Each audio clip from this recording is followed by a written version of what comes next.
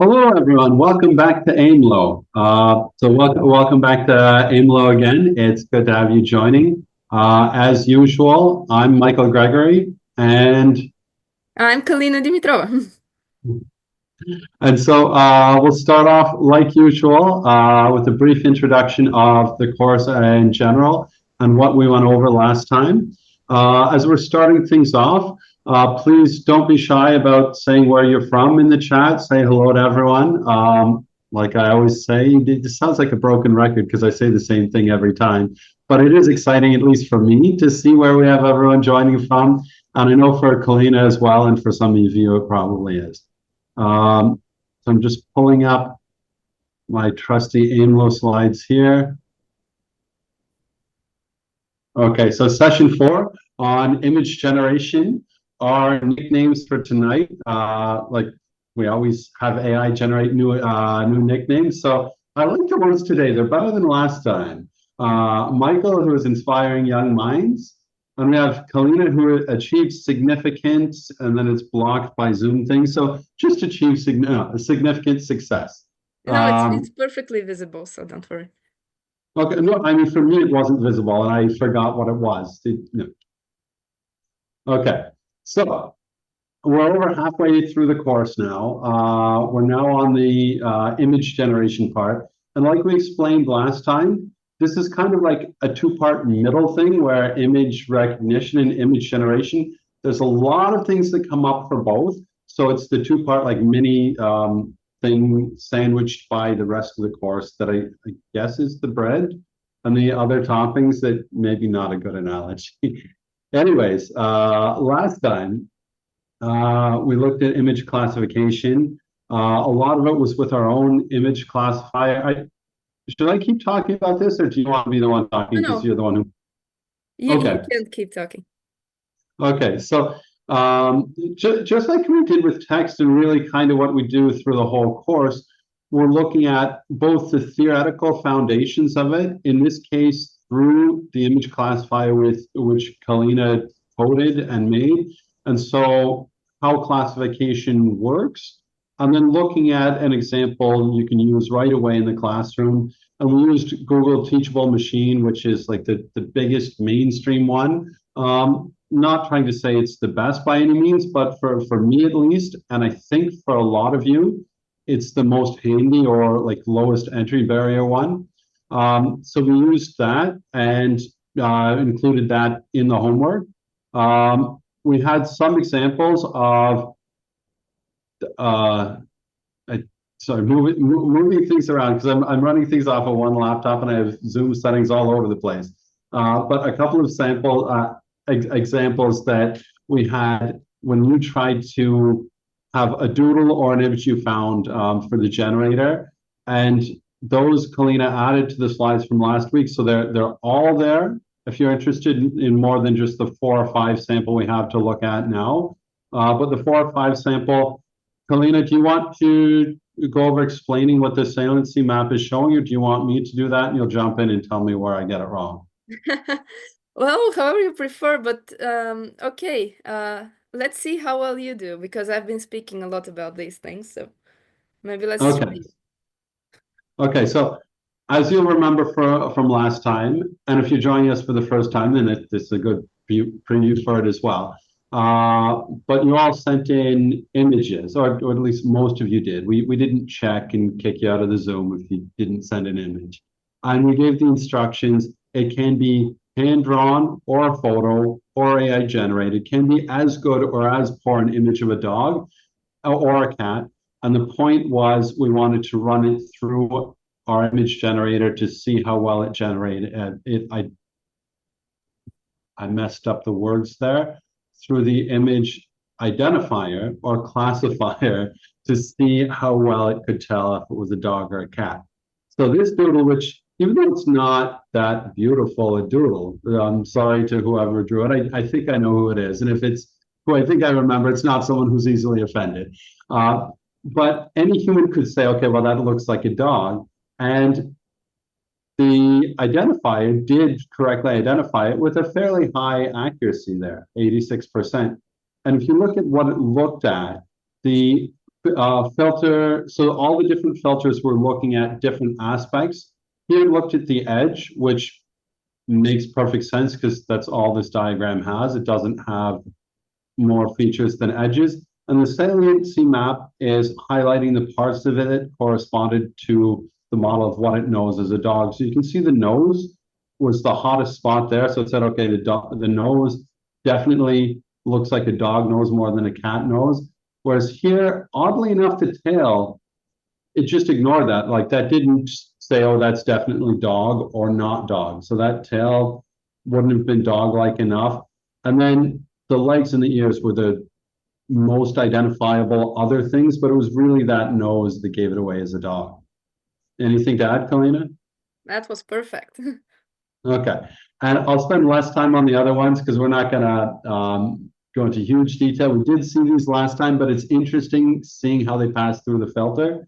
So again, and filter 12, I'm right where it's looking at edge features 12, right? Because there's different ones looking for like ears, for nose, for shading, for color, for background. Yeah. And here actually I want to point out just how beautifully it found out that it's a cat by the whiskers and the claws. They're claws, right? So if we look at the saliency map, and actually it kind of coincides with what this particular filter is responsible for. Apart from the one of the ears of the cat, we can see that the regions with the most attention are actually the claws at the ends of the legs and also the whiskers of the cat. So this is a very good example and a very wisely done doodle if we wanted to be ran and identified correctly by such a primitive classifier.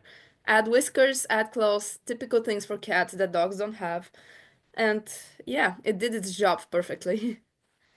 Well, and for me, it's worth noting too, you see in the filter activation, it shows the brick wall quite clearly because each of those are edges, which are important for that filter. The saliency map shows almost nothing on that because that's not something that could distinguish what it's trying to recognize. So that wasn't important information, and it knew to ignore that. Like it didn't seem much useful detail for either identifying or not identifying there. So there's not much shown there.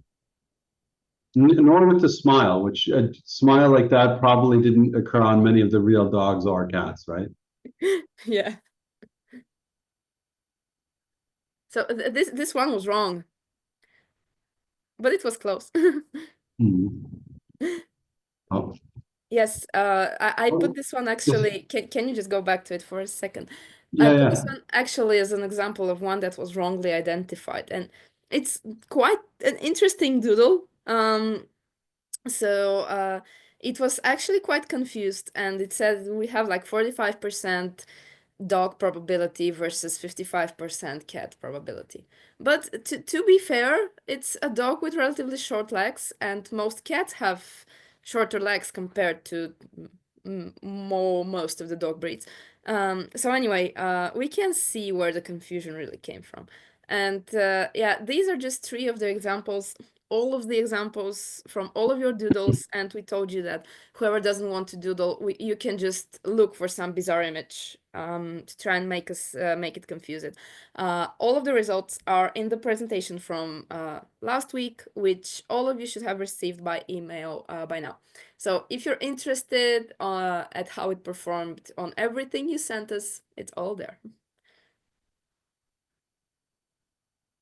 So, Oh, and so now here's the attendance form for today. Kalina, do you want to put it in the yes. chat or should I copy it and we'll switch to you sharing your, okay. You'll put No, it in the I will chat? copy it, and we can still leave the sharing to you because we have a little bit more from people's homework to discuss.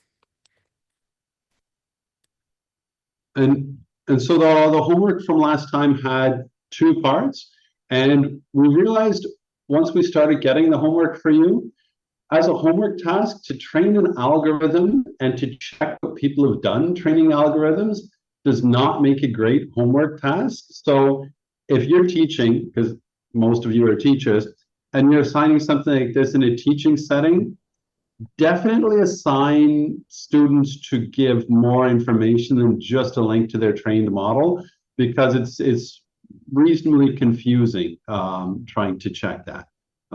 So hopefully you guys had a meaningful time doing that, trying to check up on that first part. I mean, it was difficult to really know what you had done. So that's more on us. That's the first time that I assigned any group of people to submit a trained algorithm as homework. We could spend more time on it, and I could ask you guys again, like resend that with more information. But the main point was to get you guys trying one of the things we used last time. So even though I'm not really sure what you guys came up with just from the link, I'm fine with that. And then the next part, using an image generator of your choice, which was kind of warming up to today's session on generation. And again, we intentionally gave absolutely no instruction on how to choose a generator. From what we got from you guys, we guessed, although we're not sure, we guessed that most of you probably use ChatGPT, asking it to generate an image for you, which we'll include when we talk about generators that are online. That's a good starting point. Some of you probably found already it has some severe limitations, especially in quantity of things it'll generate for free, or self-awareness. If you tell it, tell me how many times you'll do this, or tell me when you'll run out of free ones, it'll have no clue of how many free ones it's going to give you until it says, oh, sorry, you've reached the limit, which can be incredibly frustrating. So intentionally, and kind of sorry, but intentionally, we set you up to possibly be frustrated if you're new to this, because that can be part of a meaningful learning experience. Anyways, we took a handful of the images you generated and we ran those through the classifier to see what it did with those. And Kalina, do you want to talk about these, or do you want me to talk about? So I think that all of them were actually classified as dogs, which is quite interesting. But here we see one that I, as a person, would definitely say it's more cat than it's a dog. However, it got our classifier confused, so props for that. And you can actually see like the way that this particular filter activated, mostly on the forehead of this animal. However, seems like it had more dog features than cat ones for our classifier. So let's go on to the next one, maybe.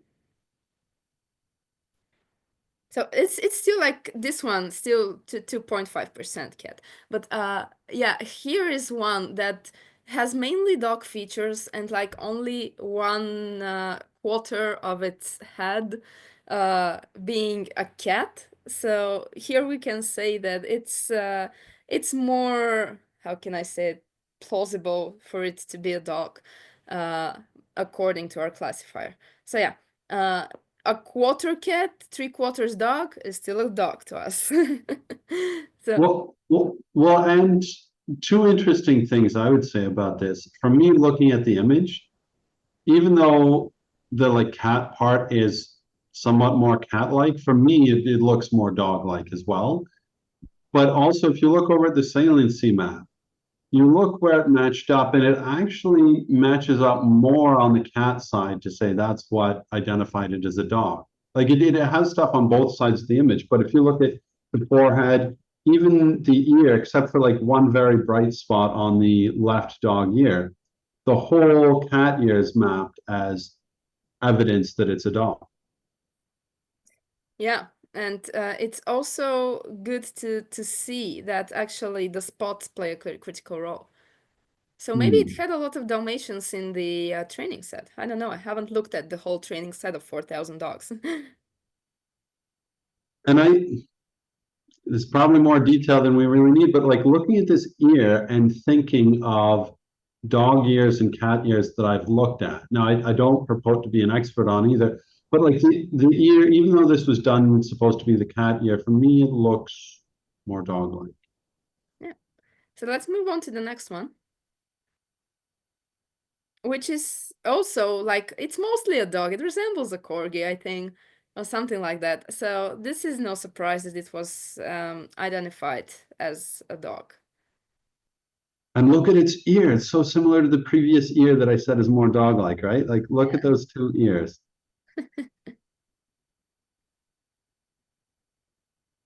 Oh, someone asked what's the impact of the third ear. Can we go back to the quarter cat, three-quarters dog? Because that's interesting. There's actually like 3 ears. Well, if you look at the saliency map, it kind of almost didn't register the third ear. So it did register some parts of it, but it mostly just saw the cat ear, if this is a cat ear at all. But then if you also look at the filter activation, it has found some spots there. But in the end, this just hasn't brought much attention to the model. So it's also because the third ear is a little bit blurred out because of the way the image is rendered and stuff. So basically, it just hasn't registered the third ear much. And by the third ear, I mean the dog ear behind the cat ear. So it has turned all of its attention to the well-defined ear in front of that, and almost doesn't see the one that's behind that. So yeah, let's check the.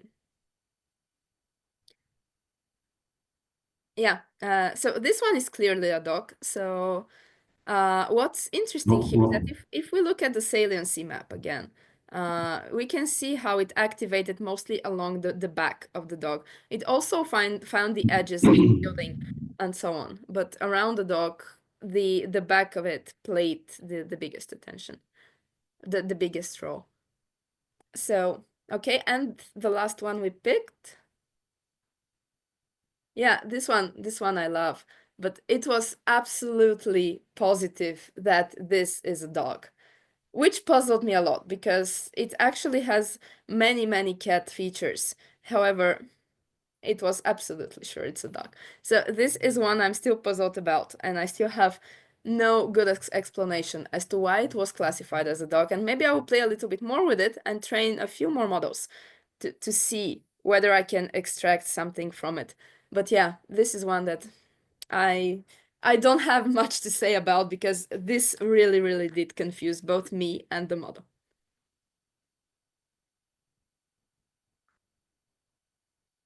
Okay, so maybe it's a good time to switch the screen sharing to my screen because as I promised last time, last week I was at the stage of making attempts to make an image generator, which would be a very, let's say, primitive version of all the generators that we see and that we use. Just let me share my screen and then I will continue talking.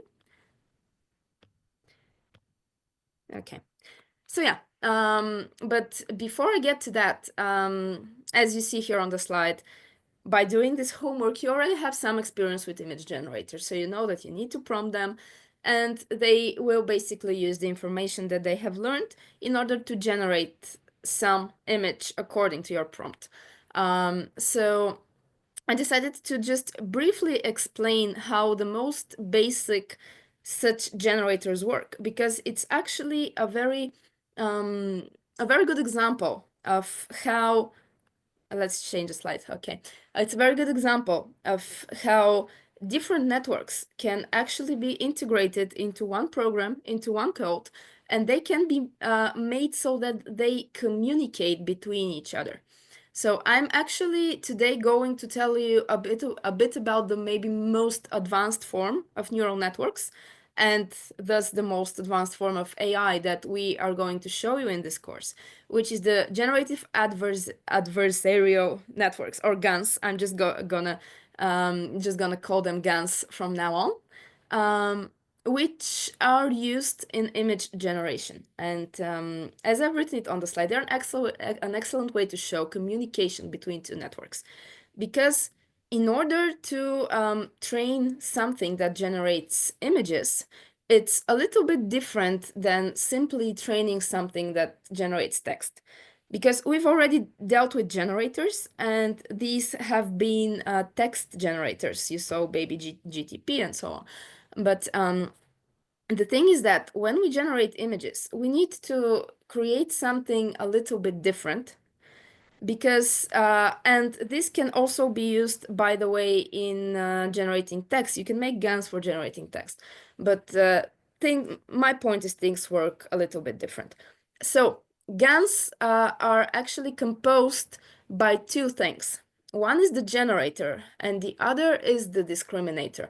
And what I have shown you here is just some image I took from the web, which shows that the two are basically one is the mirror to the other.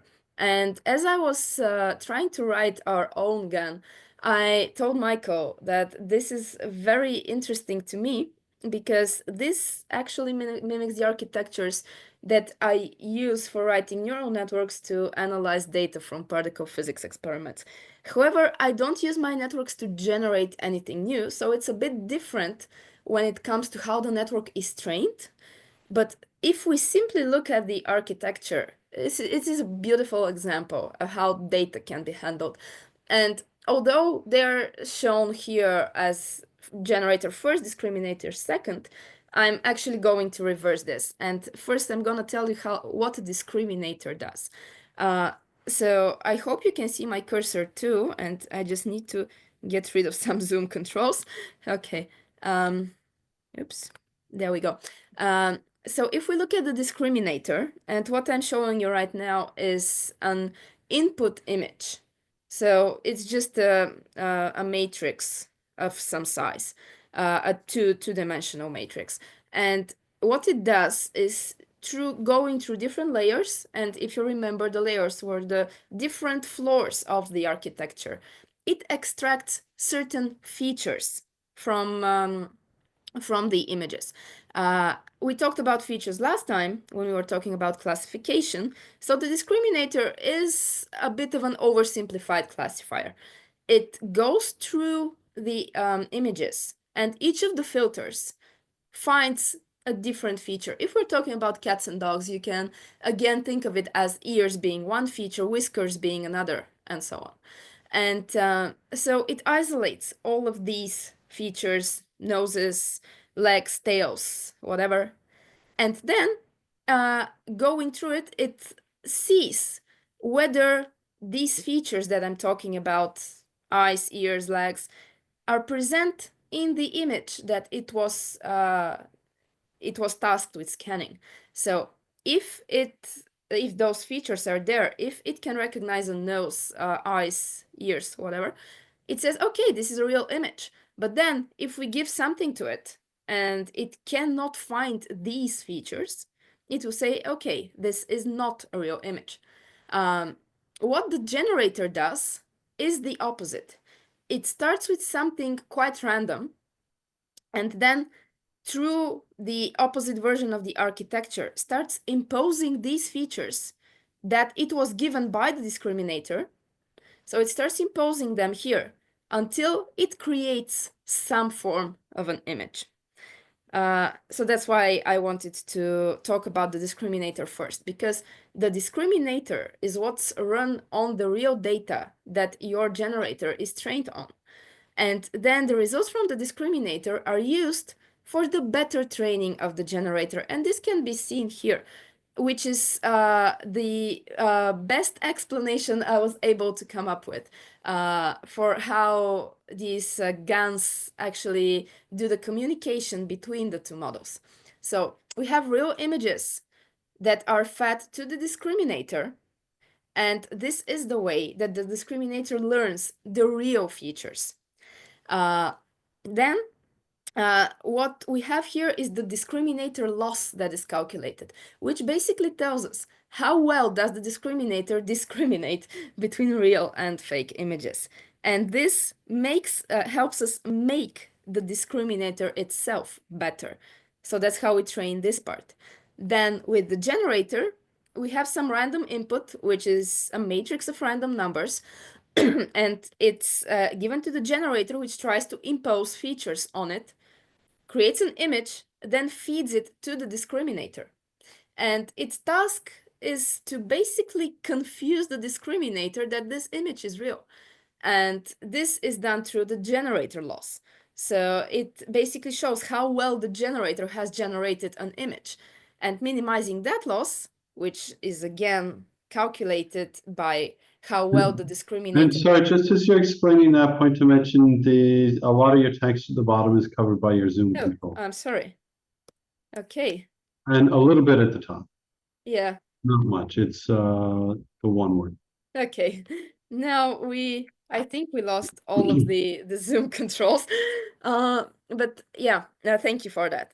So what I'm trying to go with all of this, and you see that this is a quite more complicated way that a model works because we actually have backpropagation here.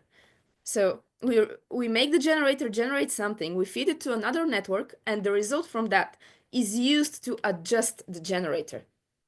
So now we don't only have like a feed-forward network, we actually have backpropagation, which is why I like to say that this is like the next step of writing AI. So I know that this may sound like a lot and it might sound complicated. This is why I try to explain it as well as I can on this slide. But we will actually, maybe not in this session, but in the next one, look at, or at least send you a couple more links which help you understand how these work in a, maybe like at a slower pace and more interactively. But also don't hesitate to ask questions if you have to. But the whole process is described here on this slide, which brings me to my revelation that I managed to write again. So I managed to create a very primitive version of an image generator, which again is free for all of you to use if you want to. A couple of you have already written emails to me wanting the code for Baby GTP and for the classifier.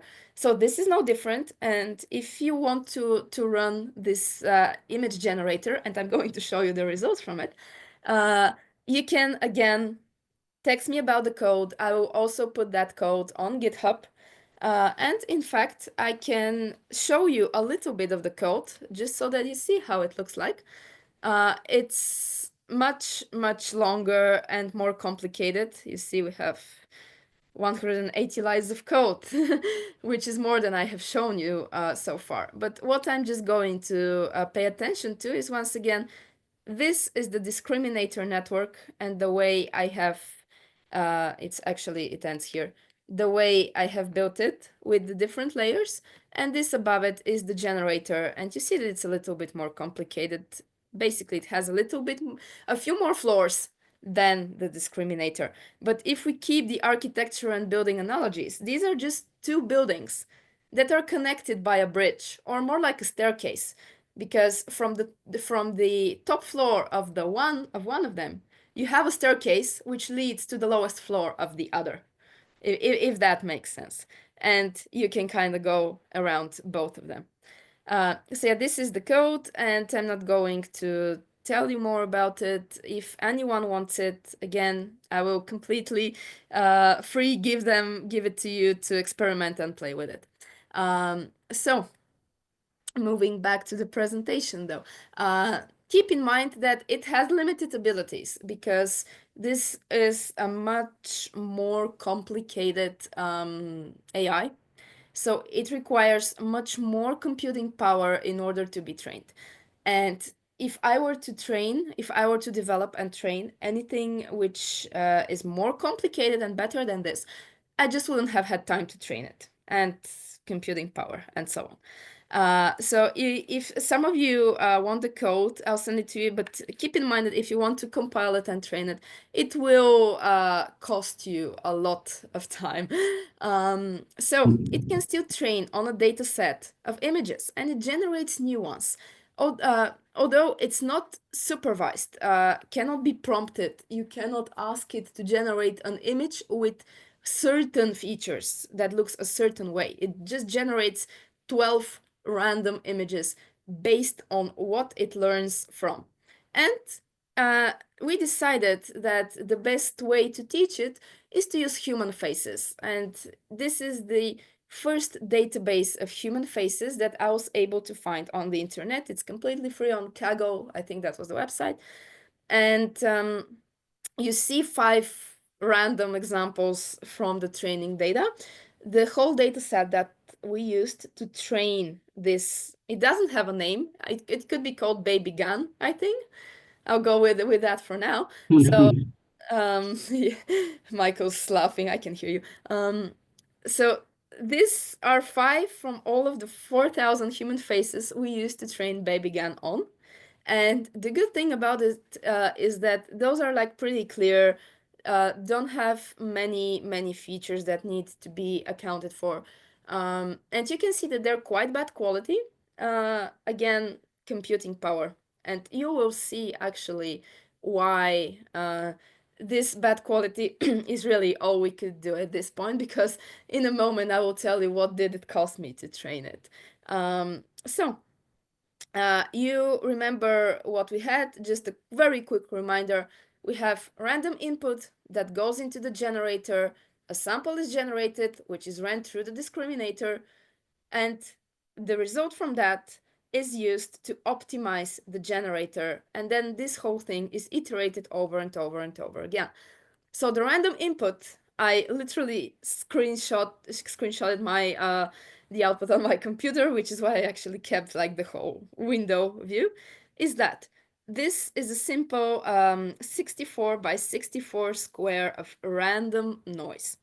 And this thing, okay, we actually have 12 of these, are fed to the generator at the beginning of each generating process. And so I will now start showing you, oops, okay, what happens after epoch 1. So we have only one epoch of training. And you can already see how, if we compare to this square, I don't know, I kind of copied that slide here.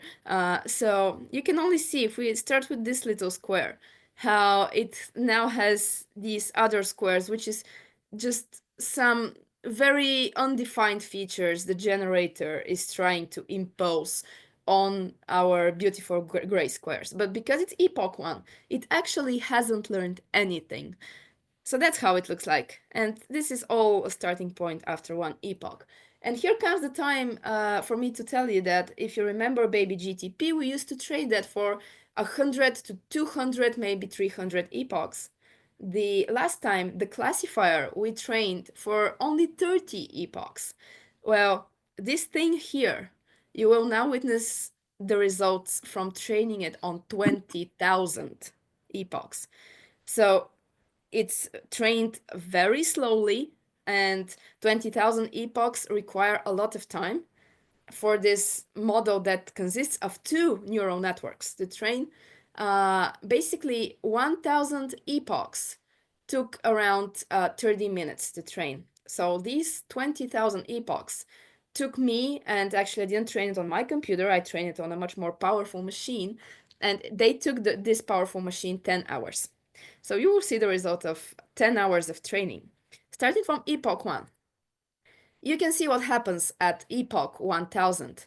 So we already have some things that have started to form, but again, nothing definite, nothing meaningful. We go to epoch 2000, and remember, we trained our baby GAN, on human faces. So we expected to generate 12 images which look like human faces. So here we see that it kind of has started to do its job. We can at least see some heads and bodies forming, but still nothing meaningful after epoch 2000.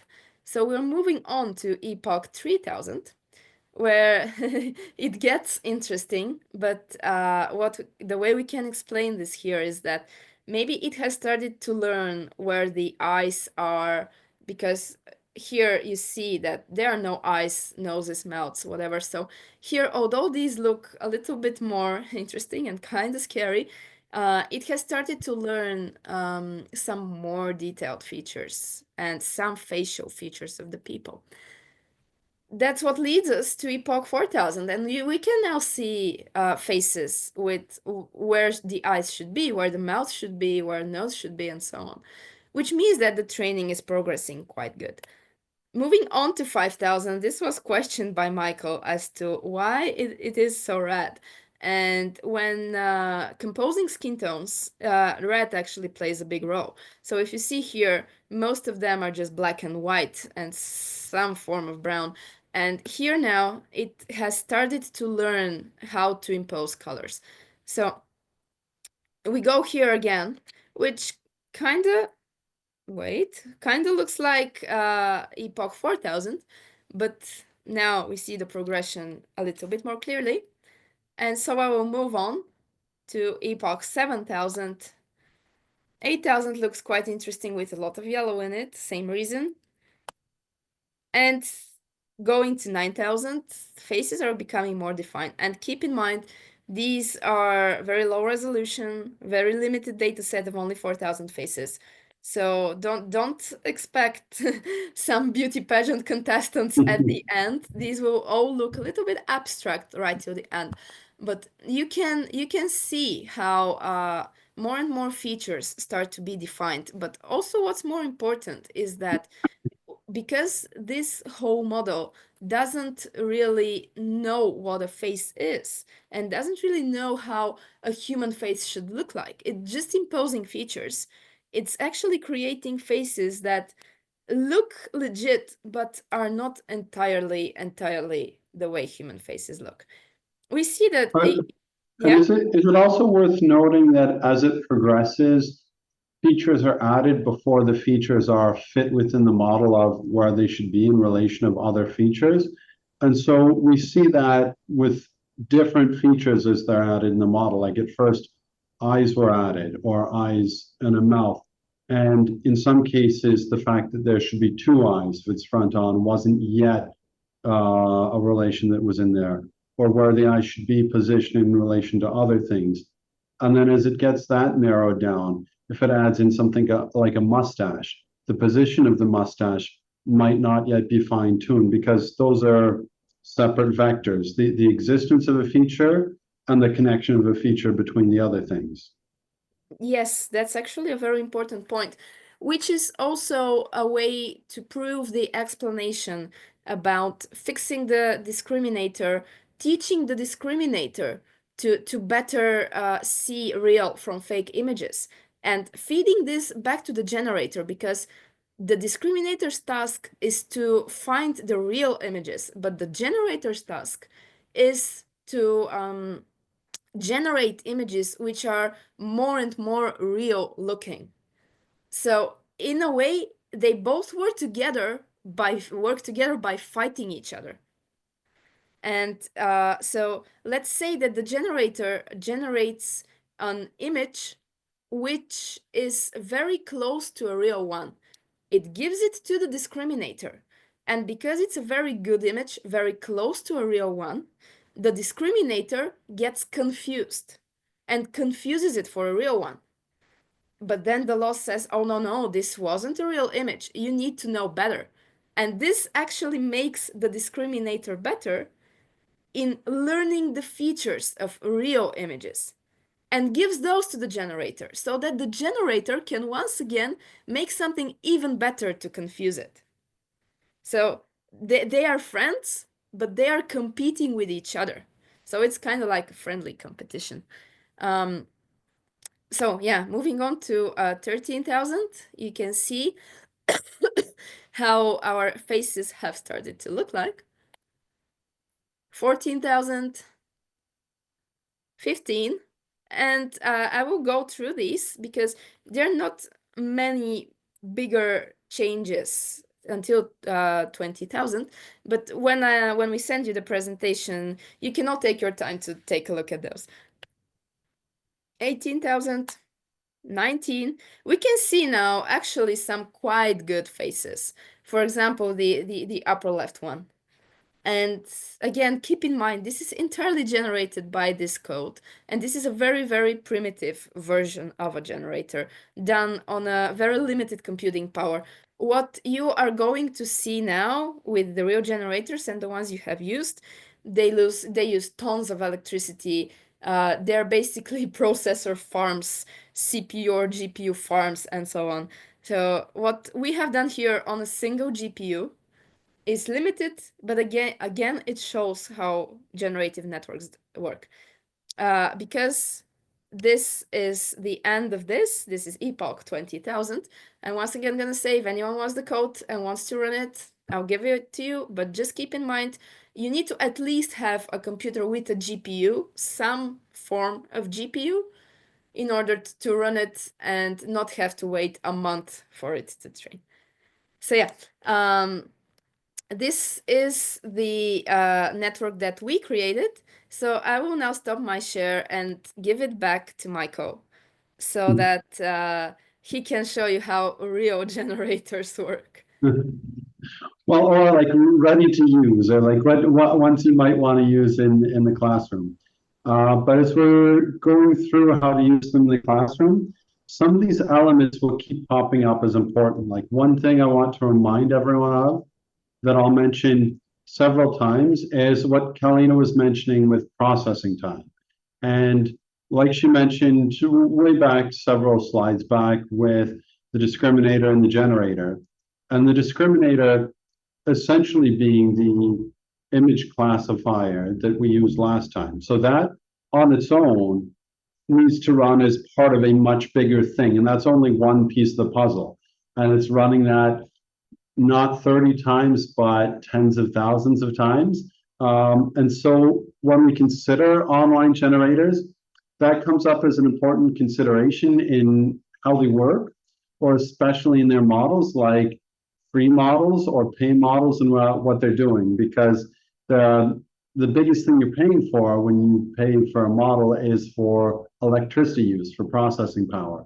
And that's something that's not necessarily obvious if you're not looking at it. Well, that's a vast oversimplification. You are paying for expertise or for coding, but the electricity requirements of the amount of processing just to generate one image with how these things are working, like it's a non-zero amount, which is why, unlike text generation or classifiers where you can find a number of free ones, almost all online generators, the free version will have relatively severe limits, as we'll see. So a starting point, what we assumed a lot of you did for your homework was just simply ask ChatGPT. And so by default, like if you have a GPT chat window and you say, can you generate an image? It'll probably say, yeah, I'll do that with DALL-E 3. If you ask about how many it can generate, the first reply it'll usually give is, oh, it's unlimited. And unless you start asking, it might not say that, well, it's unlimited under certain conditions, or for a certain period of time, then you'll run into a limit. But like we've seen in the past, like right from our first session, we were saying most AI isn't self-aware. ChatGPT isn't aware of the limits it'll give you for image generation, which can be extremely frustrating when you use it. That you'll start generating something, you'll ask it to fine-tune it, and almost immediately you'll run into the limit. But if you ask it, tell me when we're going to run into the limit, it has no idea. And it'll say, no, it's unlimited, don't worry. So it can be frustrated. We'll see. This is an example. We initially, to compare different generators, we said, let's try and have it generate images of Kalina and I wearing AIMLOW t-shirts. And then we gave descriptions of what each of us should look like. So we'll see that recurring, and there's like a recurring prompt I'll show you. Oh yeah, I was going to mention before going into too much detail about ChatGPT itself. One of the go-to places people might ask ChatGPT, what are some of the other generators that are out there? It's good for brainstorming, just like for anything else. It's not good for reliable information. I took a screenshot of two parts of a chat that I had recently where I asked it for limits for free ones, And when I checked, like the first one, Playground AI, which we'll use in a bit, I like it. It's a good one. And I got the idea to check it out from this discussion with GPT. But it said you can have 1,000 free generations a day. I went onto the account. That's not remotely true. You can have 15 every 3 hours, which if you timed it and like set yourself an alarm every 3 hours to then do another batch of 15, then you could get up to 120 a day. In practice, you're probably not going to stay up all night just to keep using the 15 free. So like it'll be less than that. So I said, well, okay, go check that. And I did. Well, sorry, I'm now realizing it's probably not that interesting sharing the fights I've had with GPT. But it decided to ignore me. It said, I'll go check the other platforms. Stay tuned. I stayed tuned and it didn't answer. Several hours later, I wrote back to it, I'm still here. Anyways, it's good as a like brainstorming tool, but not for any kind of accurate information. So here is the prompt for how Kalina would look in the pictures of us wearing AIMLOW t-shirts together. A lot of generators only used a couple of the words, not that many. I'll explain some parts of which ones they used. Here's a sample of some of the ones that were generated, and here's like a brief sample of a couple of the notable ones. You'll notice almost all the ones I'm mentioning have reasonably good free features. And there's a couple of reasons why I do it that way. For one, I'm cheap, so I like things that are free. But also, it's important when sharing something with others, whether it's teachers like yourselves or whether it's students, there's the ability of people to actually use it and not have me or someone else say, oh, try this out, trust me, it's good. I was a participant in a partner course in July, run by people working on a lot of AI things. And we went through an example of image generation, and it was extremely frustrating for most of the participants that the people running it had paid accounts and said, okay, look at this, do this, this, and this. And then all of us, no matter which account we were using, we ran into limitations and couldn't finish the activity. So for me, it's like, you'll see, first thing I mentioned is whether it's free or not and other things. The other interesting thing to mention with this one, and I'll go back to the prompts. Look at this prompt. Kalina is a 25-year-old Bulgarian particle physicist. Notice how you could chunk tokens, and what I suspect it did here was it looked at old Bulgarian, or just the old, and not 25-year-old, so where the chunking was. Because notice a lot of these, I mean, not all of these are that old, but I would say none of them really look like 25-year-old, and it's more old and like picking up on some of the other things for that. Mage, I played around with this one a lot. It's kind of weird. I was going to have you guys do this as an activity and like use it. And then I decided it's not a good one to do because of some of its odd, somewhat creepy behavior. I wanted to show an image to show it was going. I can tell them about the image, right, Kalina? If you want to, yeah. Yeah, I mean, it seems inappropriate to show the image, so I didn't put the image there. But as I was prompting it, so the first thing it came up with this description was this one, which looks nice, but didn't have AIMLOW t-shirts and didn't have like anything else in it. So this was a different one that I prompted with an image from us at a barbecue. So then it focused on the barbecue. And I said, okay, well, now go back and either start again or start with this image, but then have Kalina grilling sausages and holding a drink. And then what it came back was holding a sausage with an end that was clearly an image of a penis.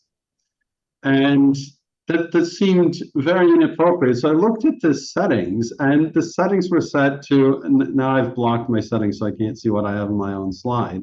Oh, but like I checked, and it was so it shouldn't have any mature content or not even mild mature themes, but somehow it had penises in the image. And this happened with, I mean, other images as it came up when we were trying. So it's an odd one.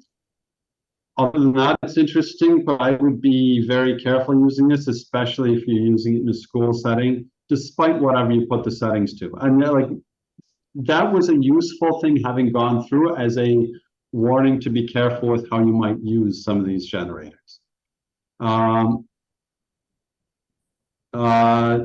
So another one with Chat GPT.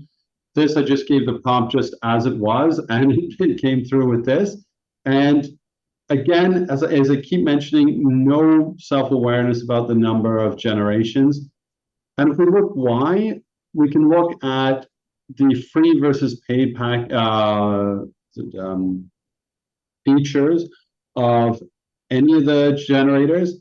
And one of the big things it comes down to is processing power, and the huge amount of processing power required. So anyone where, like any image generator you're looking at, it'll either be fairly basic, either using a fairly low resolution or using a shortcut through a starting point, sometimes in a fairly creative way, or it'll have slower time because it's not giving you priority for processing, or it'll set severe limitations. Michael, let me interrupt you just for a Yeah. second, because we have a question about how it writes AIMLOW correctly on the t-shirts. When I ask AI creating an image with text, it messes up with something strange.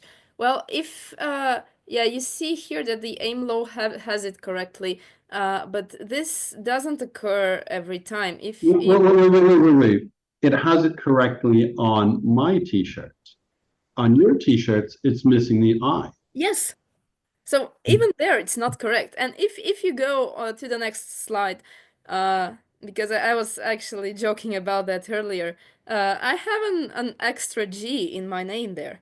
So it doesn't, because the way it generates text on images is actually done through some networks that are like the networks that I make for my data. So I'm very familiar with this problem. It's done with autoencoders, which learn how letters are written, like literally the shape of a letter looks like, and then try to replicate it. And it goes on to words. So what it really does is it takes a word as it's written in the prompt and tries to mimic, like if you imagine a word as simply a picture of lines, because a word is a collection of letters, and all letters are written by some combinations of different lines. So what it does is actually tries to replicate those lines, and because it's not so good, it ends up messing it up. So yeah, that correctly written AIMLOW, it's just a coincidence. Well, and I forget if we had ones in the previous slides as well. No, I guess we, yeah, on these ended up correct. But if you look at what it says below, I think it started with particle physics. No. Certainly particle looks mostly like the word, but the second word is mainly nonsense. So like it does end up with a fair bit of nonsense it generates. So now we get to playground, which is for the purposes that I want to use for today and that I want to show you, my favorite one. I'm not saying it's better in a number of ways, but the very specific, starting with an image and then you can prompt it in other times, having a fair number of free images to do this with, then it's a handy way of doing that. So I'm going to go through an example of something to generate and then lead you to an activity that we're going to ask you guys to do the same thing. So pay close attention to what I did, because you'll be asked to do the same thing in 5 minutes. So here I went through the task of designing a logo.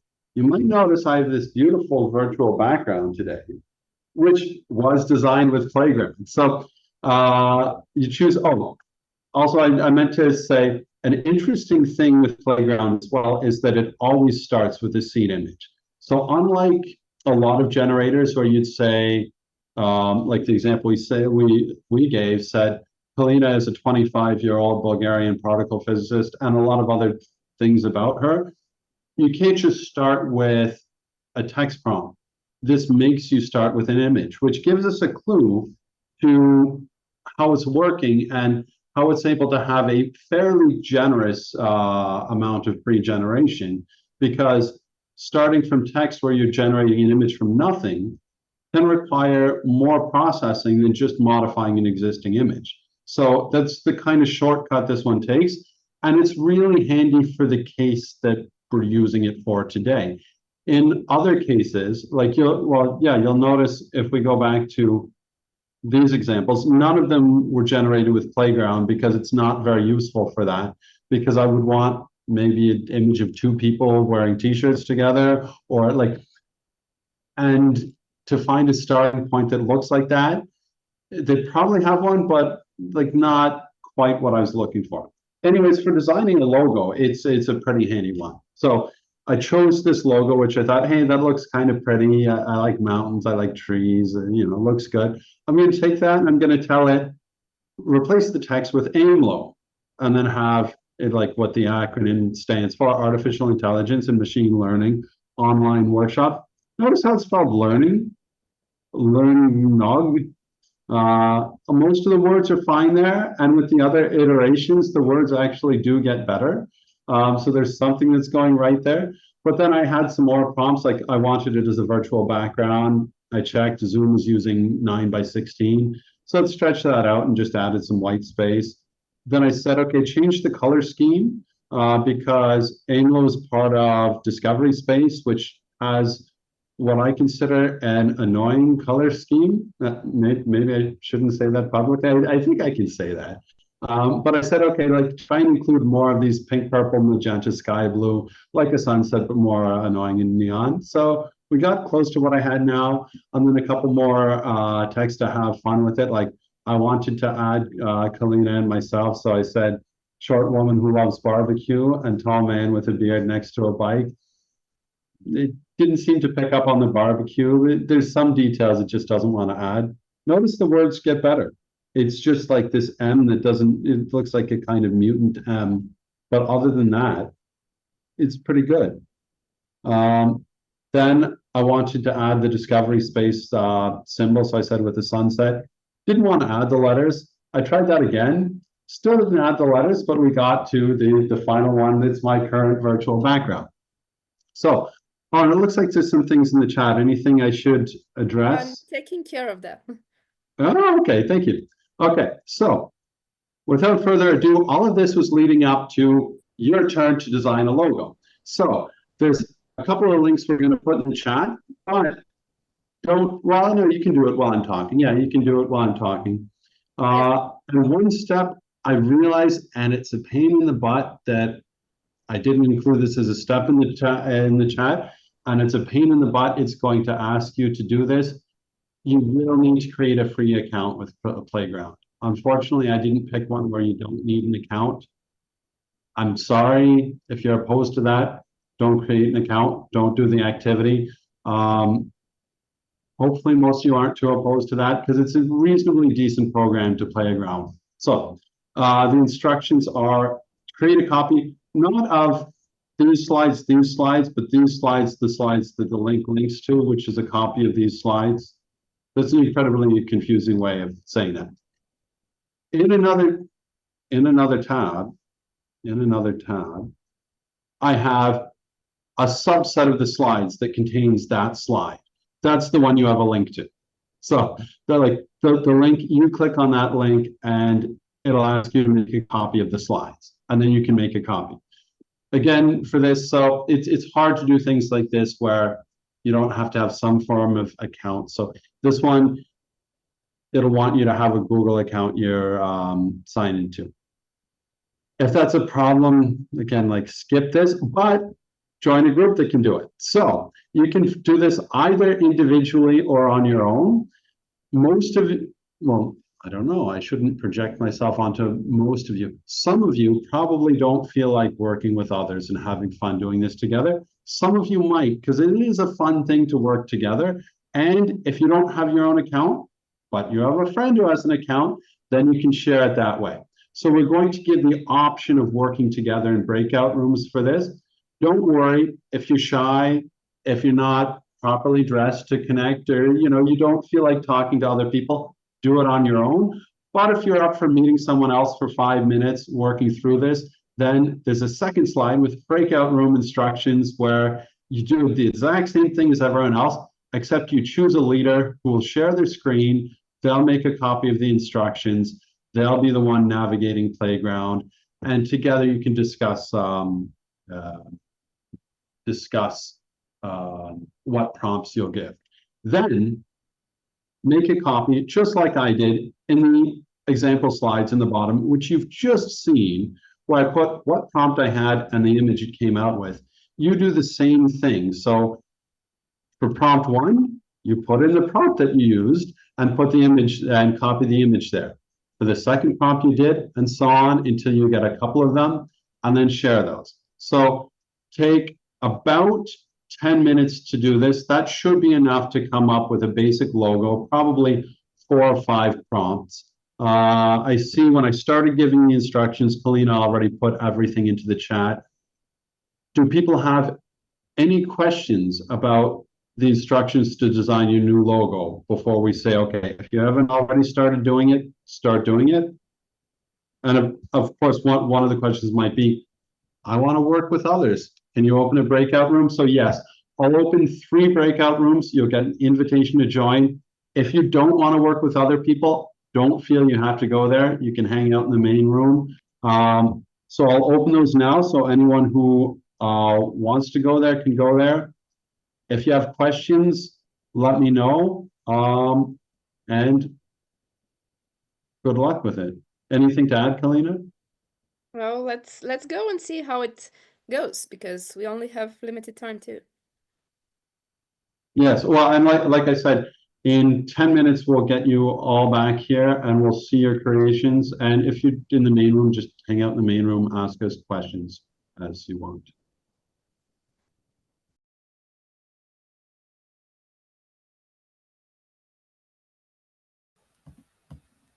Hello, welcome back, everyone, or welcome back to us yeah, because a lot of you stayed in the main room, but like we're all back together now. Kalina? Yes, I'm here, and I'll also give one more logo from one of the breakout rooms Oh, excellent. in the slide. And in the chat, yeah, I'm getting a message that you weren't ready for the end of the breakout room. Sorry to cut it short there. We realized, kind of visiting some of the breakout rooms, that we hadn't planned quite enough time for this activity.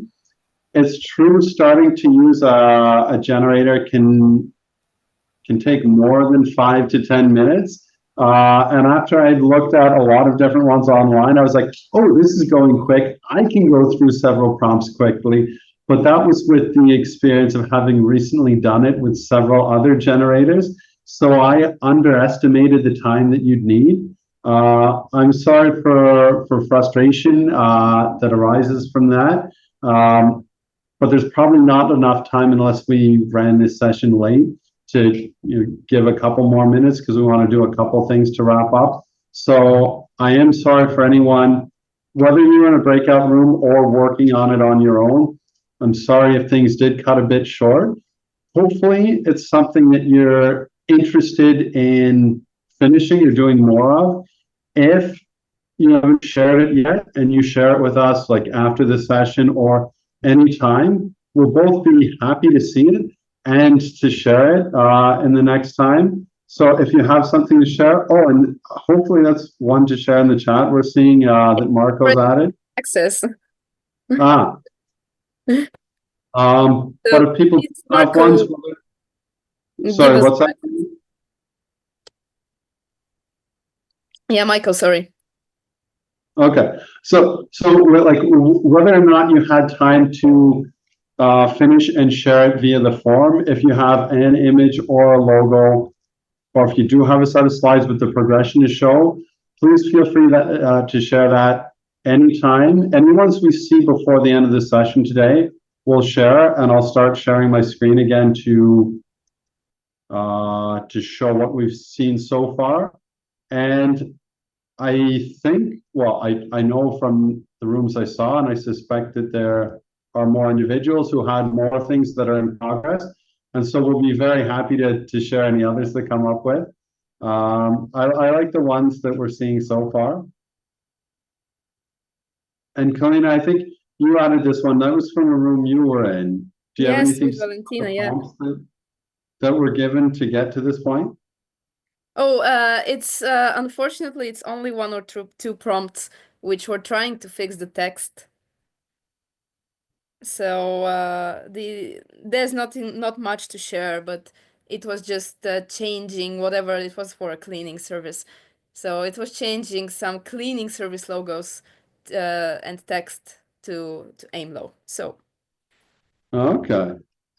And notice the comment we got earlier about text, and it got AIMLOW right as text, probably because that was seen as the most important part. So like it thought hard. I mean, it's not thinking, that's anthropomorphizing, but it, dedicated some attention to getting AIMLOW right, but all of the other things make kind of no sense. Well, workshop is almost workshop. and I'll also add one more, but you might need to reload the screen sharing. And So stop sharing and start sharing my screen again, or yes, precisely. This is on the next slide. okay. For one that was sent in the chat. Oh, that's cool. Yeah.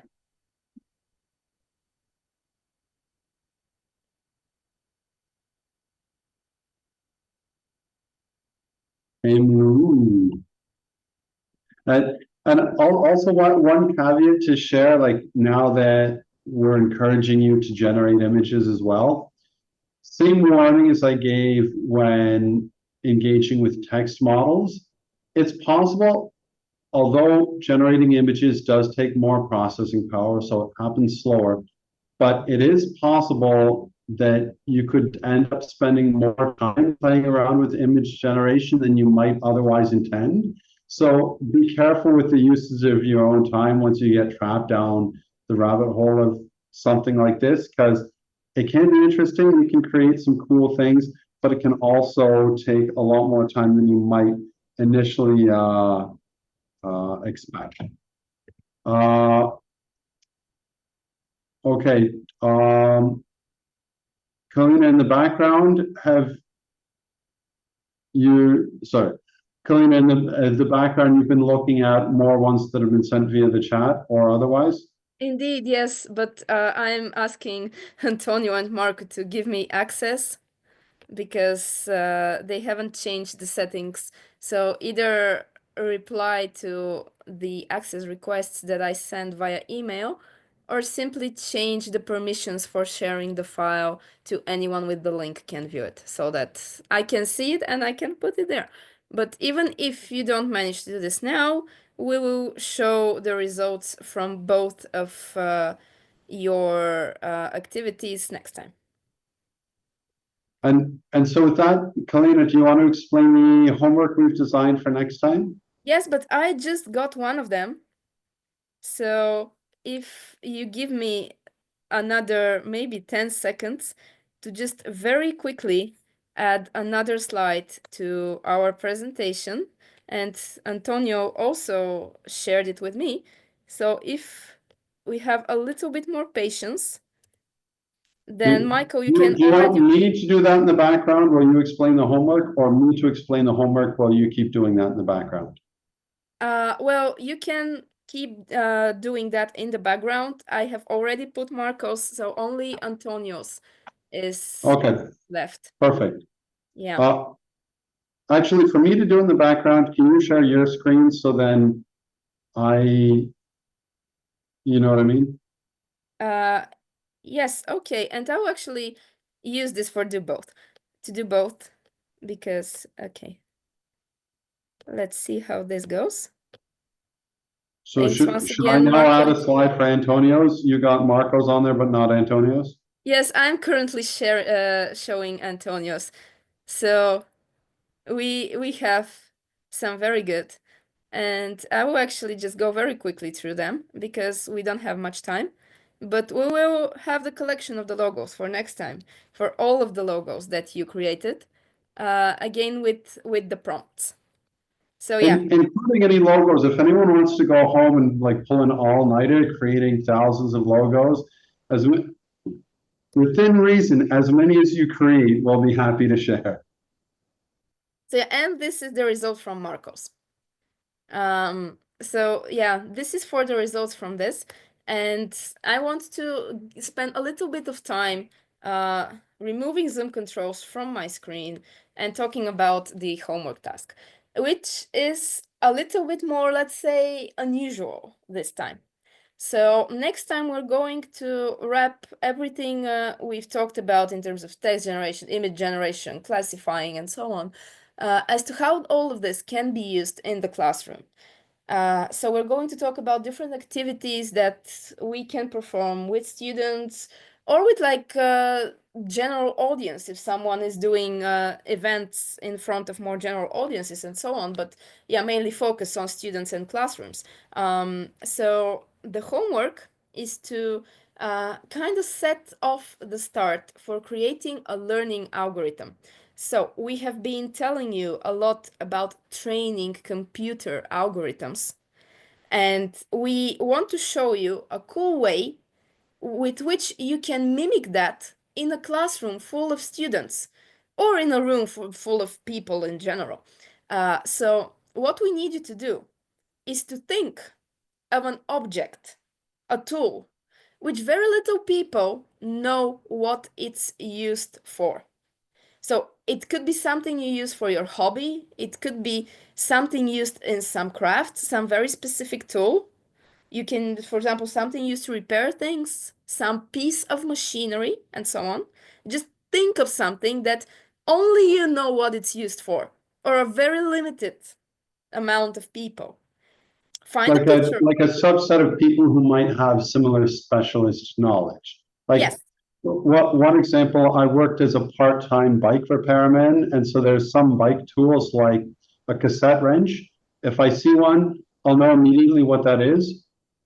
Probably someone who hasn't taken a cassette of gears off of a bike would recognize what a cassette wrench is. They'd know it's a tool of some sort, but not have any idea of what it's used for specifically. Yes. So think of something like that, that is just knowledge to very few people. And then find a picture of that online and upload it. And then think of how through images you could teach a person what it is used for. So if we take Michael's bike part, for example, which I kind of even forgot how it was called, he would take a Cassette wrench. a what? Cassette wrench. Cassette wrench. Okay. So that thing, he would take a picture of it, then give us a few pictures of bikes and maybe more specifically where on the bike that goes, so that he can teach us how this is used. So the homework task, once again, is simple. Think of a tool that no one knows what it's used for, except for a very limited amount of people. Well, it doesn't necessarily have to be a tool. A tool is just the Yeah, or an easiest example. object. Yeah, any object. Find an image of it and upload it. And then give us a bunch of images through which you would teach us where it goes, what it's used for, what people are using for. I have put here, it can be something historical, something used in the customs of a specific culture, for example. So one image of the object and a few, for example, up to 10 images of the settings in which it goes, of how it is used, and so on, through which you would teach us, only through showing us images, what exactly this object is meant for. And the images for the teaching, they can be downloaded from somewhere on the web, they can be AI generated, they can be even hand drawn if you want to. So any type of visuals that you want to show us. So it's a little bit more, I wouldn't say complicated, it's an unusual task. But I think that we could have very interesting results, and we are going to use the best ones actually next time to show how we can do this in a room full of people and a room full of students to make them be the algorithm that actually is trained and learns a new thing just through being shown instances of where this thing and how it's used. So yeah, I think I was clear, but if I wasn't, please ask questions. I talked to Michael that maybe it would be a good thing to show you an example of the homework. So I hope that I get around to doing this in the next few days. And this will also serve as a reminder to do it and provide us with many interesting examples. And of course, with your consent, we can actually distribute such examples to all of the other teachers so that they can use them with their students, because it's a cool way to describe both learning and how AI is trained, but also learn about new objects we didn't know what exactly are used for. And yeah. And as always, there's the form for the homework, and when we send you the presentation, you will have it. So I think, Michael, this wraps it up for today.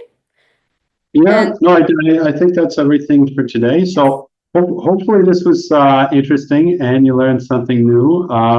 And if you're still working on logos, like we said, we'll accept as many as you want to generate within reason. Any final things to say, Kalina? well, thanks to everyone for joining us once again. We will stay in the room for a couple more minutes for any additional questions, or if anyone wants to ask something. Realize I'm sharing the screen and not viewing the chat, but I hope Michael is taking care of that. But otherwise, we are anticipating what objects you come up with for homework, because we want to learn new things too. So thank you again and have a good evening, everyone.